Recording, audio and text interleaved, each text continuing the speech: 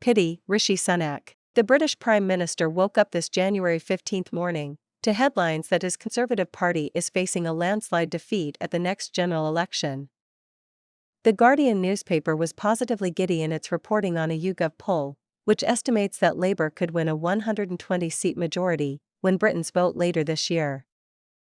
That would make Sunak, a serial winner since his days at Eton College, the worst Tory election campaigner since the hapless John Major in 1997.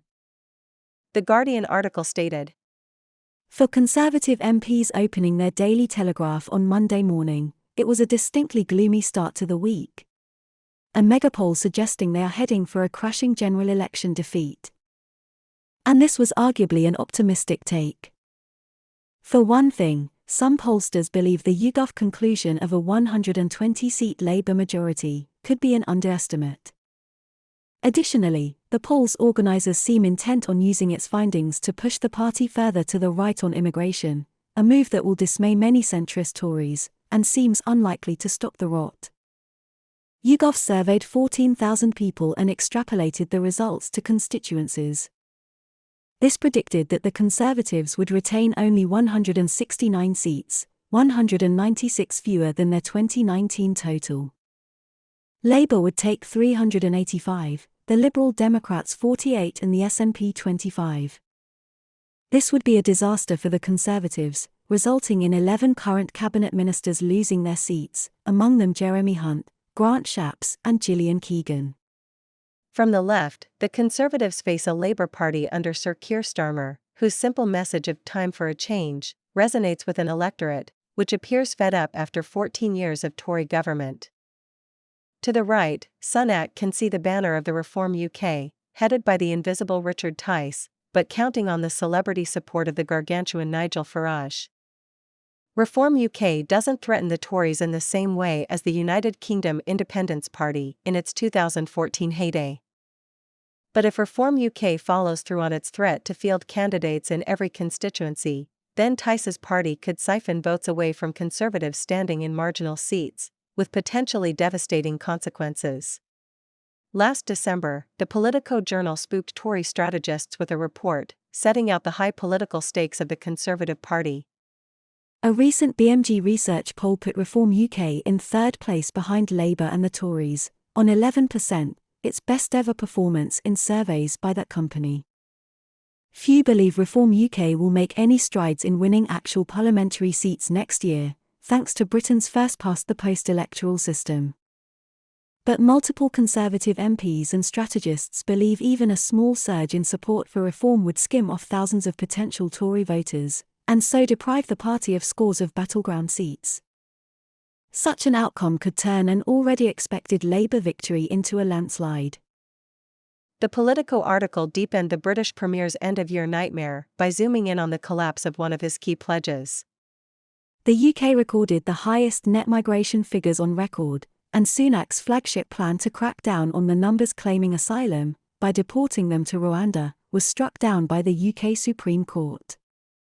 Hardline Immigration Minister, Robert Jenrick, quit in protest claiming Sunak's proposed new laws to overrule the courts on Rwanda did not go far enough. The Conservatives should be scared, said James Johnson, a former number 10 Downing Street pollster, who now runs his own polling company. Johnson said there were lots of socially conservative voters out there, who voted Tory in 2019, and now, especially on immigration, don't see any progress. So, what is Sunak to do? The PM's campaign director Isaac Levido can count on the pre-election return of the Tory media attack dogs, and will hope for a narrowing of the polls and even a Labour wobble in the last 6 months of this parliament. Budget giveaways may also tempt back those shy Tories too. But according to the Daily Telegraph, the Conservative Party's House Journal, this will not be enough. Ahead of what are described as crunch votes this week on the government's Rwanda bill, Sunak is advised, in as many words, to reach into the Tory campaign hat and pull out the migration rabbit, so as to make immigration an election savior for the Conservative Party. Is a dog whistle election campaign, claiming that the White Cliffs of Dover will be turned brown by Labour's open-door migrant plans, really the strategy that Sunak will endorse to save his political skin? That is the dilemma he faces, and it is the big reveal progressives have been contemplating ever since British politics opened up to ethnic minorities, some 4 decades ago. The 1987 trickle of Labour Party MPs, from minority backgrounds, into the mother of all parliaments, has now become a flood, with Black and Asian men and women occupying the highest offices of the British state. But even as Kwasi Kwarteng took residence at number 11, James cleverly became our man at the Foreign Office, and Sala Braverman came, went, and returned to the Home Office. The question was being asked if dark faces in high places would change British politics at a fundamental level, or would it remain business as usual? We will soon have our answer. If the British Prime Minister cows at the sight of Mr. Brexit Nigel Farage on the telly every week, banging on about the government's failure to stop the small boats, and gives in to the hard right in his own party, his reputation may never recover. Equally, if Sunak minds all the respect he has accumulated as the country's first non-white premier, and refuses the embrace of the Powellite faction within the Conservative Party, which uses migration to relitigate the black settlement of the United Kingdom, then he will confound the fears of many that white politics drains the color from the colorful.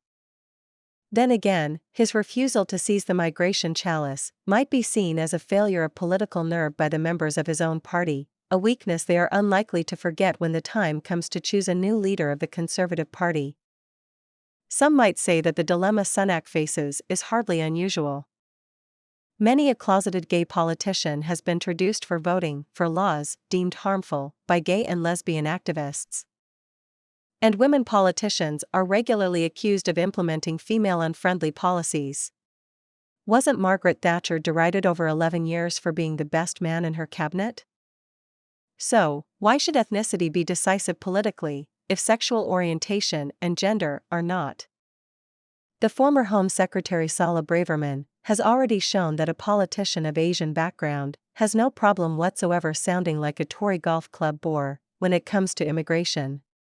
The high notes of her September 2023 speech to the American Enterprise Institute, in Washington, surely left Nigel Farage blushing with pride, and could have been delivered by any post-war member of the Conservative Monday Club. So will Sunak be tempted to make the fight against migration a campaign pledge, even if it means ripping up the United Kingdom's international commitments? That is for another podcast. Thanks for listening.